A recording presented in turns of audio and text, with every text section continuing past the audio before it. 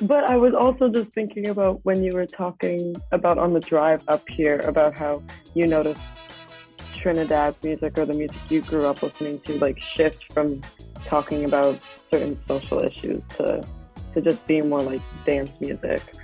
I grew up in the genre where, calypso, was a lot about political commentary. And the Calypsonians who sang them, they were very clever in that a lot of the political commentary, they would have double entendre. So they will say something like in jest, but it had like a double meaning. So that's kind of the tradition that continued in like having double meanings to a lot of the lyrics that they had. And that's kind of like, my initial exposure to calypso in my childhood. That's kind of like what it was. I mean, there were a few like party songs or a little more up-tempo songs, but for the most part, it was about talking about everyday life and the challenges that we were all facing, So a lot of that was just about that, about before we became independent. It was about colonialism. I mean, like when the Americans came in, it was how the women were going with the American men and not the local men because of the American dollar. So that's it. And then, that kind of evolved, I think, like in the 70s when reggae was becoming very popular on the worldwide stage. There's this one Calypsonian, funny enough, his name is Lord Shorty, and he said, we need to put this on the world stage. We need to compete with reggae because our kind of history and culture was kind of dying down, like the younger people won't like be this. I don't know if calypso is storytelling.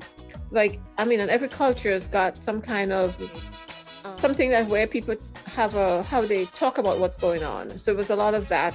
I mean, a lot of calypso was about what was going on in everyday life. But then it became where it was not dying down, but it kind of wasn't appealing to the younger generation. So he decided to do like a like crossover music, and he created this thing called soca. But in case, so he created this more upbeat kind of party type calypso, and he was ridiculed for it because it was like, okay, this is not our thing, but eventually caught on. So you grew up as the music was changing, and then at what point when you were deciding to move to America was the music in Trinidad at that point? And did anything happening in Trinidad artistically wise affect your decision to move to the States? No. I think it's probably hindered my decision to move sooner. I've always said I love my culture and I love the people, and I think my culture and my people, meaning Trinis, and the food were the things that I would miss most. Right.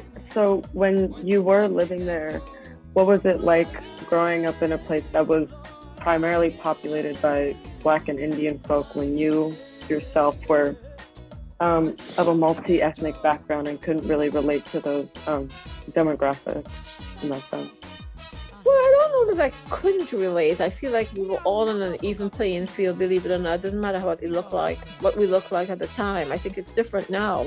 I think there wasn't much of a middle class. There was poor and there was rich. You know what I mean? I think now there's a big middle class, and I think it wasn't, we were all together. We all knew we looked different, but we never felt that we were different.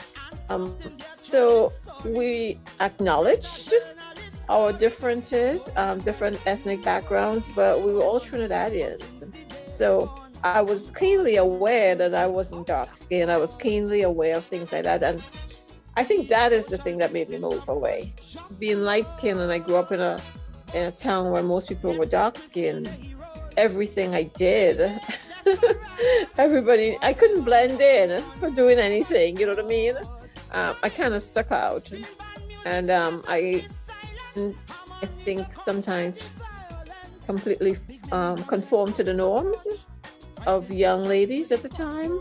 So I think that's the big thing that made me, I didn't like living in a literal fishbowl.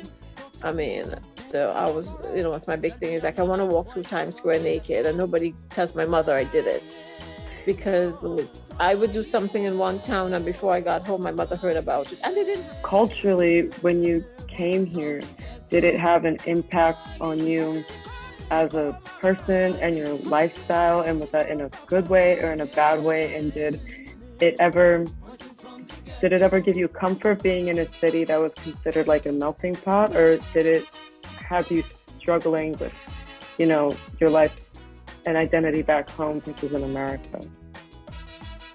Oh, that's a loaded question. No, I think I love New York because I was invisible. I wasn't like different. I stood out everywhere I went, because there was, I don't know, about 0.5% of people that looked like me where I grew up. So that was my goal always, to be in a place where there was a lot of anonymity, like nobody knew me. I can do I was like, I can do whatever I want, and my mom wouldn't hear. So yeah, I love New York. I love it's a melting pot. I love that people don't care what you look like, because everybody looks different. So that was always the attraction. Like, I can go there and I wouldn't be different. But then I kind of understood that I didn't have to put myself in that bucket. You know what I mean? I could just be who I am, a mutt, mixed up, and that's okay. So yeah, no, New York was good. I love New York. I love the inclusiveness. I love, that they don't really care, because they've seen it all, and there's so many different people. Like, you're not sticking out like a sore thumb. And when you got to New York, is that when you started to discover a lot of like the American artists that like and like today? Yeah, New York was like, oh my God, I've got to absorb everything, and there was so much to absorb. And I like New York also because, like, even like when I was growing up in Trinidad, a lot of the things that people gossip about me was that I was always doing stuff on my own. Back in the day, you didn't go anywhere without a guy or without your parents. So one of the things I liked about New York is like, I can do everything by myself. Like, I never felt I was a pariah or was odd or weird, because there were so many people doing the very same thing by themselves. So yeah, I broadened my horizons, as they said. I met some good people, and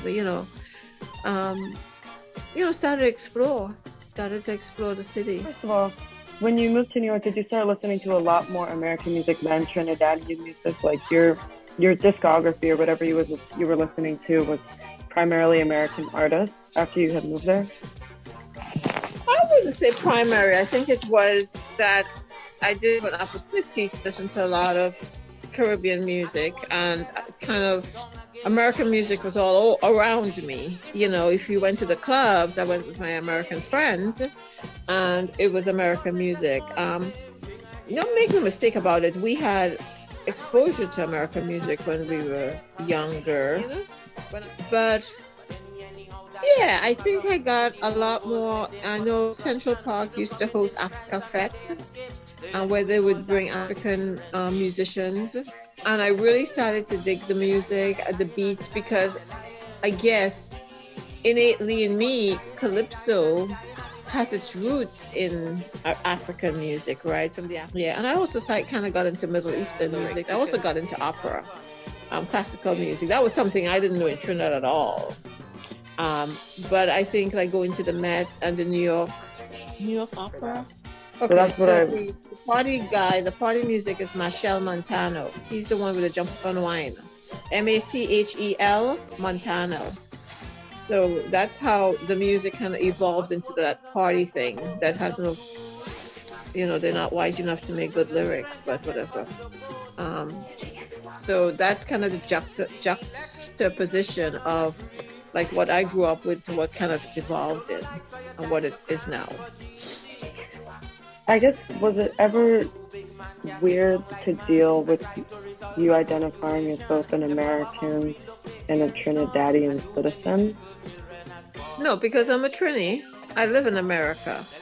I may have an American passport, but I don't consider myself American in any way. I just happen to live here.